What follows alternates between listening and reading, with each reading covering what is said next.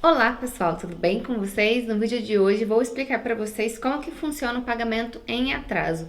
Não cabe para todo mundo, não é todo tipo de empregado, todo tipo de empresário, de contribuinte individual e autônomo que pode efetuar esse tipo de recolhimento, mas pode ficar bem tranquilo que no vídeo de hoje eu vou explicar como que funciona, quem pode pagar e qual que é o valor dessa indenização. Mas antes do conteúdo, eu peço que você se inscreva no canal, curta esse vídeo e compartilhe com seus amigos para que todo mundo fique por dentro de tudo que acontece na Previdência. E para que eu saiba que vocês estão gostando dos vídeos. Relembro vocês dos cursos, dos links, formas de acesso ao escritório. Aqui na descrição do vídeo tem o link para você acessar nosso contato. E para quem ainda não me conhece, meu nome é Gabriela Lopes, eu sou advogada, sou especialista em direito previdenciário. Estou aqui hoje para te ajudar a resolver os seus problemas com o INSS. Bom, pessoal, quando a gente fala de pagar INSS em atraso, muitas pessoas acreditam que é a salvação do benefício. Muitas vezes é, mas outras vezes o valor é tão alto que não compensa o pagamento. Outras situações é até possível efetuar o pagamento, porém, o fato de efetuar o recolhimento não significa que vai ser computado para o seu benefício. Então, para você não correr esse risco, eu vou explicar tudo certinho para vocês. Existe dentro do INSS algumas categorias de segurado. Então, você pode pagar INSS como empregado, você pode pagar como empresário, através da sua própria empresa, na retenção do Prolabore, você pode pagar como avulso, como doméstico, ou então você pode pagar o próprio carnezinho, seja por guia GPS ou seja aquele carnezinho laranja que vocês compram aí em papelaria, enfim. Existem essas formas de recolhimento. Ocorre que quando você é empregado, a obrigação de pagar o INSS não é sua, é do empregador. Então, o que acontece?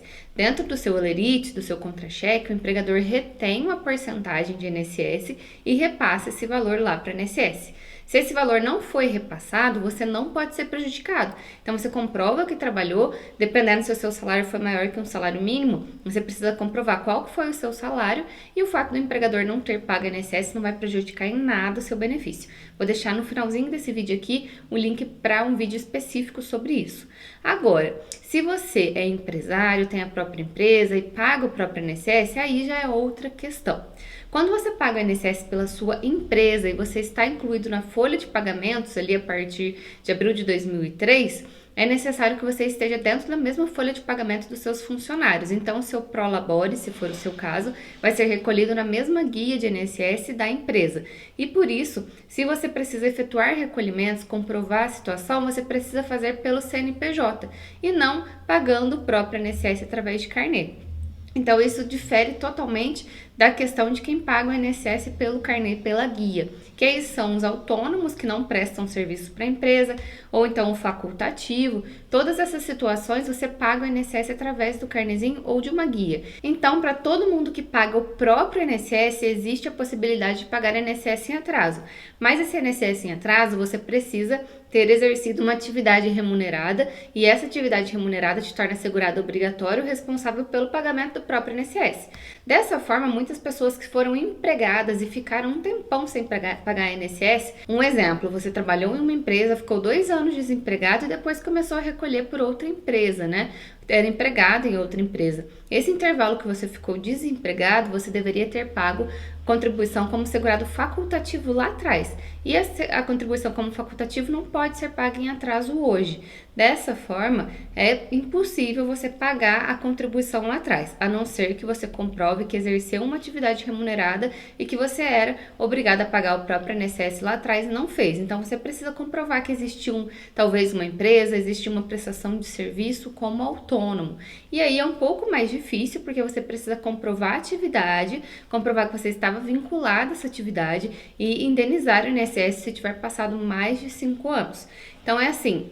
Nessas situações em que não tem nenhuma prova que você era empresário, que você tinha uma atividade ali, né, e você não pagou INSS em momento nenhum, você precisa comprovar a atividade, precisa comprovar que trabalhava ali, que realmente oferia lucros através de nota fiscal, através de contrato de locação. Um exemplo aqui no escritório, a gente já conseguiu comprovar com um taxista, né? Ele comprou ponto de táxi, ele comprou aquela placa específica para taxista, então tudo indicou que ele era taxista. E por isso, então, a gente conseguiu efetuar esses recolhimentos para esse segurado, para esse cliente do escritório. Então, precisou sim comprovar a atividade.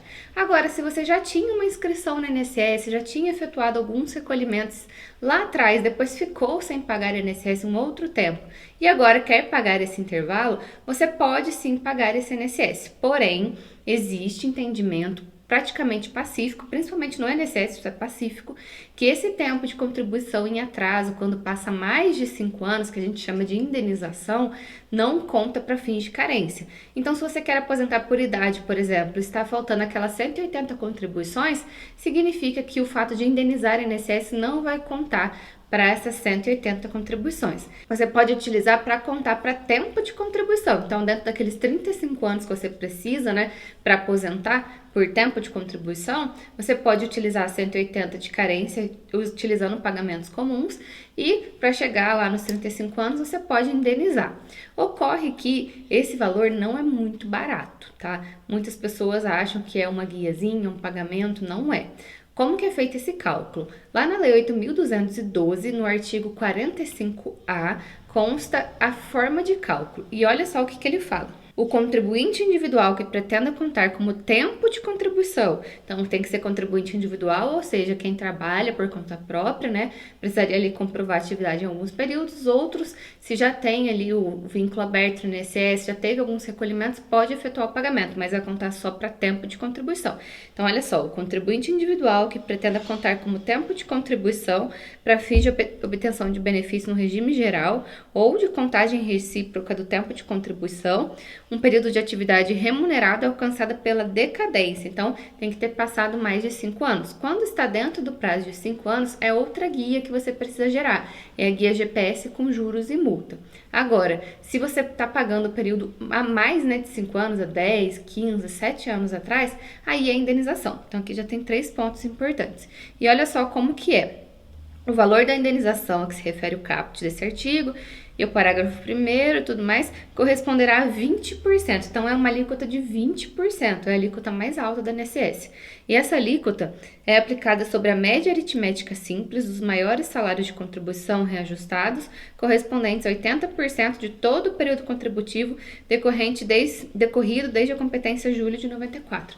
Então, a gente vai pegar todas as suas contribuições desde julho de 94, vai fazer uma atualização monetária. Depois que atualiza monetariamente, a gente vai pegar as 80% maiores, descartar as 20% menores e fazer uma média.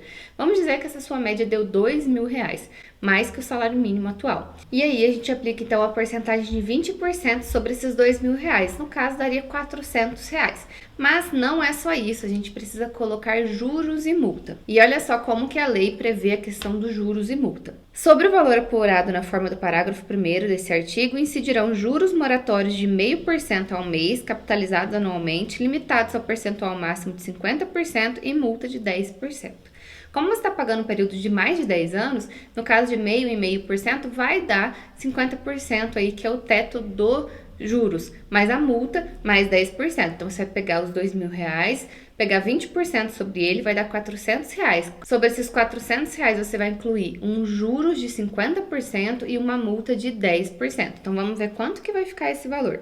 Então, olha, R$2.000 vezes 20% deu 400, mais 50% de juros foi para 600, mais 10% de multa foi para R$660. Então, cada contribuiçãozinha vai equivaler a R$660. Vamos dizer que você precisa indenizar 2 anos de INSS. A gente vai multiplicar isso por 24 meses, vai totalizar 15.840. Vamos dizer que você precisa comprovar, então, 4 anos, vai ser o dobro disso, 31.680. Muitas pessoas chegam no escritório e querem indenizar, e até podem indenizar.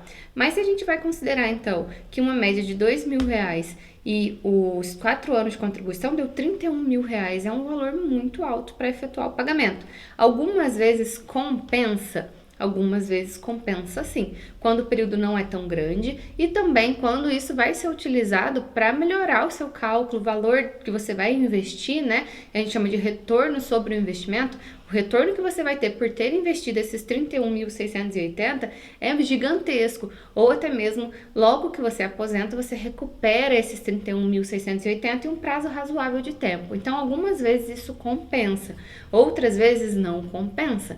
Dessa forma, é necessário efetuar o planejamento previdenciário e nesse planejamento previdenciário fazer a simulação de quanto que você teria que pagar e depois que a gente vê quanto que você teria que pagar, qual que vai ser o valor do benefício seu no futuro, qual que vai ser o reflexo disso no seu benefício e quanto que você vai receber então de retorno.